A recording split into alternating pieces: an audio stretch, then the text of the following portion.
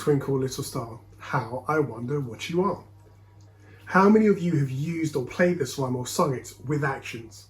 I can't tell you how many times I have sung it very badly to my daughter, rocking her to sleep or us playing together on the living room floor. It's a simple, memorable song that begins to involve the idea of space, but beyond that, this phrase can also teach us something. It tells us what we need to know about asking good questions in history classrooms. From a young age, as American philosopher Martha Nussbaum points out, this rhyme leads children to feel wonder about something they perceive but find mysterious. It mingles curiosity with a sense of awe. They learn to imagine what this thing is, currently physically unobtainable and unreachable, and that it has a complexity that they grasp at reaching. Getting students to care enough about events outside their immediate present may be an unnatural act, but then so is getting children to think of objects that are larger than they can comprehend. What the nursery rhyme does is that it provides a sense of wondering about the world that increases in sophistication as we grow, leading to a notion of our own lack of completeness and hence more questions, driving a sense of wonder and awe. Good history lessons should do the same thing. Yet we all know, possibly from our own experience as students, that this is not necessarily the case. We also know that we can fall into the trap of covering the content under time pressure, or following the course textbook, or ask basic questions. If a children's nursery rhyme can spur learning for life, how can we tap into that in our history lessons? The history educator Michael Riley suggests that whatever historical period or assessment objective you are considering, an important pedagogical tool will be a carefully constructed inquiry question. This is not a question for a single lesson, but a question that structures and gives shape to a sequence of lessons. Like the nursery rhyme, Riley asks us to consider whether our questions that shape the learning and the experience of students in front of us do the following. Do they capture the interest and imagination of our students? Do they place an aspect of historical thinking, concept or process at the forefront of the pupils' minds? Do they result in a tangible, lively, substantially enjoyable outcome through which students can genuinely answer the inquiry question? Creating a great inquiry question or driving question, similar to ones that structure the Big History and World History Project courses, demands that we need to know what will motivate our students in terms of setting the correct type of wonder, whether we are clear about the subject-specific concepts that we'd like to explore, such as changing continuity over time, causation, or using historical evidence. Finally, we need to hold on to the notion that there is a sequence of lessons involved in solving the question. I mean, what interesting questions can truly be explored and solved in one lesson anyway? And we also need an activity or task that allows them to answer the question in a substantive way. I think it is really important to state that the disarmingly simple nature of Riley's suggestions on creating good inquiry questions do not equate to an ease in creation. They are a challenge for us to take up because they require teachers and course designers to hold multiple and sometimes competing theories in a framework. First, good inquiry questions demand that the person creating them knows their stuff about the subject-specific ways of thinking. Second, you need to have a good understanding of assessment design and valid outcomes. Finally, you need to have good knowledge of the topic, otherwise you may be asking the wrong type of question or moving into a discussion with morally dubious outcomes. Without careful cultivation of all of these areas, an inquiry question could fall flat.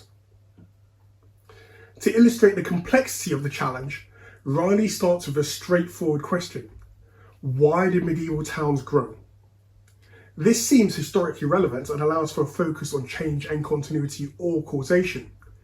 However, this type of question is nowhere near the sense of wonder he wants to create, so he suggests a range of alternatives, each with a slightly different focus rooted in knowledge of the topic, the subject-specific thinking, and the notion of the final outcome. For example, the question, how much did towns matter in the Middle Ages, may not initially sound that different, but it allows for a more explicit focus on changes, cause, and it also opens up nuance and distinction. It mattered more to this group of people than this group of people. They mattered more in this period rather than another period, or in a particular region rather than another region.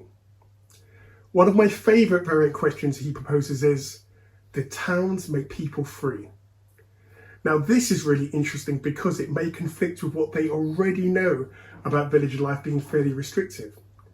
But it opens up a whole world of discussion on guilds, apprentices, rules of sales, and the punishments for breaking those rules.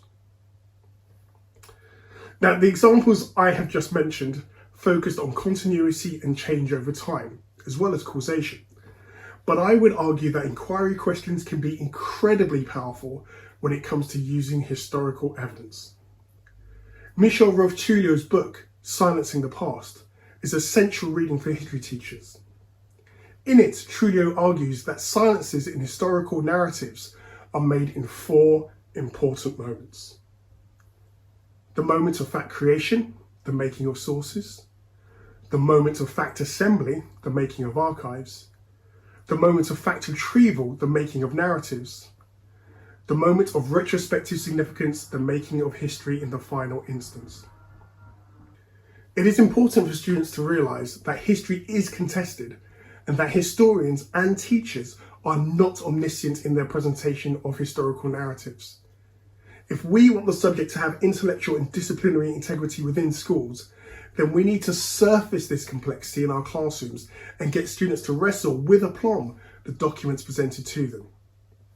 Doing so creates the moment of wonder that Nussbaum recognises and that Riley argues for.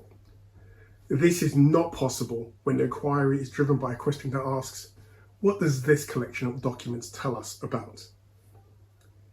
Here are some examples of possible inquiry question stems when considering evidence to really help us get to grips with evidence and the problems it may cause. Why is it difficult to tell? Who can tell us about? For example, a poorly framed question might be, what do these sources tell us about the American Revolution? Now, there is no doubt that there is value in such an approach, but I hope it is clear that a question like, who could tell us about the American Revolution, allows us to not only examine evidence, but also focus on different groups and geographic areas, allowing us to explore the voices of indentured, enslaved, and indigenous peoples, who are not normally considered in the archival evidence when examining the American Revolution. History educator Christine Council also suggests that inquiry questions that link to notions of change and continuity over time and periodization are especially useful. The creation of historical periods are undoubtedly useful for apprehending flows of time, but we also need to be honest with the students that these categorizations are not as clear-cut or nicely delineated as we sometimes suggest. A good inquiry question around periodization allows for a diachronic understanding of how the period under study may have been categorized differently during the time and afterwards. Council uses these examples of good inquiry questions to challenge periodization. When was the Reformation? When did the French Revolution end? Were the Dark Ages always dark? Here are a few examples that I have provided. When did Enlightenment begin? When did the Enlightenment end?